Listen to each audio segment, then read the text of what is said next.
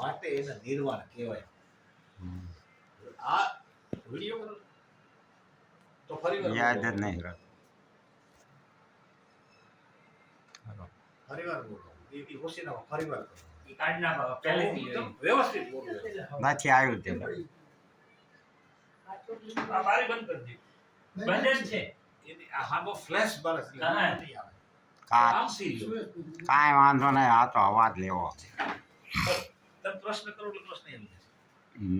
નિર્વાણી વિશે નિર્વાણ એ સૌ પ્રથમ આ શબ્દ તથાગત ગૌતમ બુદ્ધે નિર્વાણ શબ્દ આપ્યો અને નિર્વાણનો અર્થ એવો થાય છે કે જેને વાણી શકે નહીં વર્ણવી, જેનું વાણી વર્ણન કરી શકતી નથી, જેને વાણી શકે નહીં વર્ણવી, એવું છે સદગુરુનું સ્વરૂપ.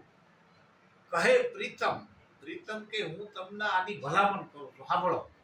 કહે પ્રીતમ ઈ પદ છે ઉપમા રહિત અનુપ, જેને કોઈ પણ જાતની ઉપમા આપી શકાતી નથી. પછી એને જે ઉપમા આપવી આપણે કોઈ પણ પ્રકારની, તો ઈ ઉપમા આપણા મન બુદ્ધિથી નક્કી કરેલી ઉપમા છે. પછી એને ગમે તે ઉપમા આપણે આપવી, પણ આ આપણને એ જે અનુભવ થયો છે કે જે પોતે પોતાની પારખ થઈ છે એનું વાણી દ્વારા વર્ણન કરી શકાતું નથી. દાખલા તરીકે આપણે ગુલાબનું ફૂલ આપણે સૂંઘ્યું, ગુલાબનું ફૂલ સૂંઘવાથી ગુલાબની જે ઝલક આવી, ગુલાબની જે સુગંધ આવી, એ અનુભવ થયો. એ કોઈ આમ આપણને એમ કે તમે બોલો જોઈએ તમને કેવું લાગ્યું, કેવો અનુભવ થયો, તો એ આપણે વાણી દ્વારા રજૂ કરી શકતા નથી. અને જો રજૂ કરે તો એ યોગ્ય નથી, કારણ કે એ રજૂ થઈ જ નથી શકતું.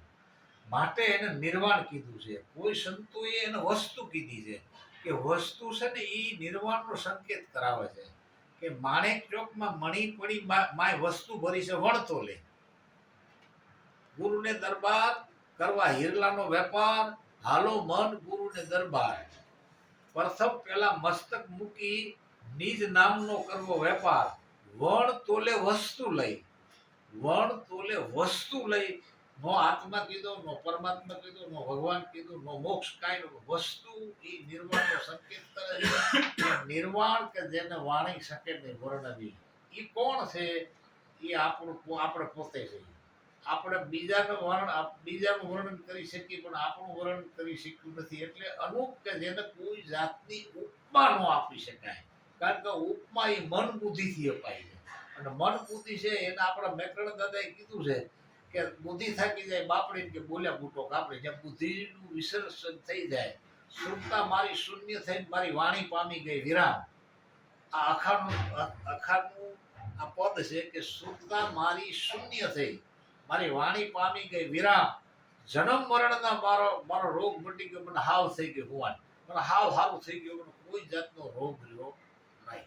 એટલે નિર્વાણ કે જે પોતે વર્ણન નથી કરી શકતા, એને શબ્દથી એવું કહેવામાં આવે છે, સંજ્ઞા કરવામાં આવે છે કે નિર્વાણ.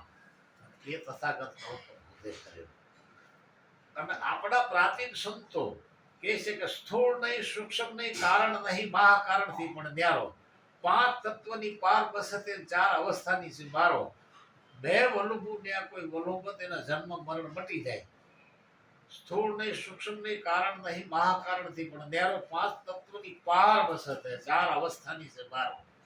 અવસ્થાએ પણ એને અડી શકતી નથી. કર્મ કી ક્રિયા મેં નહીં કરું, ઓહમ સોહમથી ન્યારો.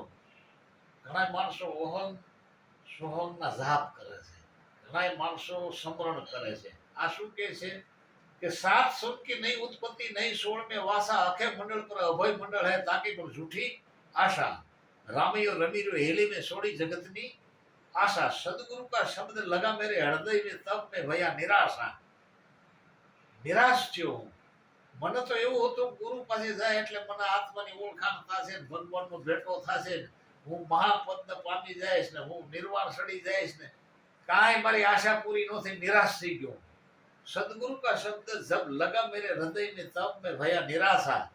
वही तार लगा मेरे तन में सुरती वही श्वासा. इंगला पिंगला नहीं सूक्ष्मना, નથી તરવેણીમાં વાસા હદ બે હદથી ન્યારા ખેલે ઉનસે આગે જોઈ લો તમાશા સાત સુનકી નહીં ઉત્પત્તિ નહીં સોળ में वासा आखे मंडल पर अभय मंडल है ताकि पर झूठी आशा સત નામ કો રજ ન પહોંચે ને વાય જોગી કા વાસા રેણી કરણી થી ન્યારા ખેલે એવું સમજાવે હરિદાસા રામયો રમીરો હેલીને છોડી જતી આશા સત નામ કો રજ ન પહોંચે વાહ જોગી કા વાસા જોગી એટલે જેને યોગ થયો છે જોગી કોઈ જેને યોગ થયો છે એને યોગી કહેવાય અને જે છૂટા પડે છે એને વિયોગ કહેવાય યોગ અને વિયોગ તો જેને સદગુરુનો યોગ થયો સદગુરુ મળ્યા છે એને યોગી કીધા છે અને યોગીને પારખવા વાળા માણસો બહુ ઓછા હોય છે અને જેને યોગ થયો છે જેને મળ્યા છે અને જેને મળ્યા છે એ મળ્યા એને મળશે જેને મળ્યા છે એને જઈને જો કોઈ મળશે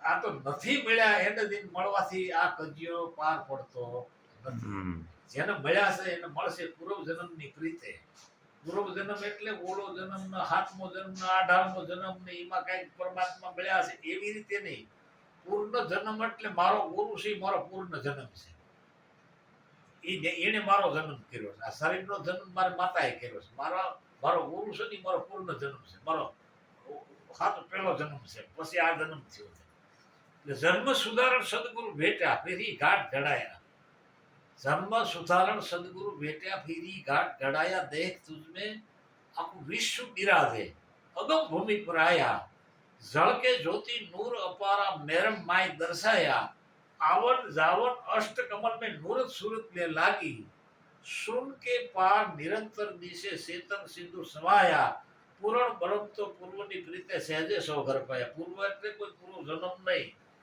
મારા ગુરુ છે મારો પૂર્વ છે સહેજે સો ઘર પાયા ખીમદાસ ગુરુ ભાળ પ્રતાપે કા મને નશો ઠીક નશા ઠેરાયા એટલે સત્ય ટૂંકમાં સત્ય એ નામ છે સત્યથી આગળ વિશ્વની અંદર કાંઈ છે નહીં એ ખાલી વાણીથી બોલવામાં આવે છે જે મૂળ વસ્તુ સ્વરૂપ જ આવીને વાણી પહોંચી શકતી નથી કાલ જે આપણે છેલ્લી વાત કરી હતી તો તમે શું જોવો છો તમારું આપેલું નામ ખેંચી લો વાહ વધી નિર્વાણ તમારું આપેલું નામ ખેંચી લઈએ આપણે આપણું આપેલું નામ છે આ સાલ છે આ સાલ છે આ સાલ નથી હું આને રૂ કહું છું તો સાલ ખોવાઈ જાય નહીં આ હકીકતમાં રૂ છે અને રૂ લઈ લે તો સાલ તો કાળમાં નથી કારણ કે રૂમાં સાલની ભ્રાંતિ થાય છે રૂમાં સાલની ભ્રાંતિ છે આ રૂ છે એનું સાચું નામ છે સાલ છે એ એનું ઉપનામ છે રૂનું ઉપનામ છે એટલે એને આપણને ભૂલવાડી દીધું છે એમ આ જેટલું નામ આપેલું છે એ ખેંચી લઈ એટલે વાહ વધ્યું બધું નિર્વાણ આખું વિશ્વ નિર્વાણ છે આ મત કોનો છે જે નિર્વાણ ઠર્યા છે ને એનો મત છે એટલે નિર્વાણ એને કહેવાય જેને વાણી શકે નહીં વર્ણવી બોલ સદગુરુ મહારાજ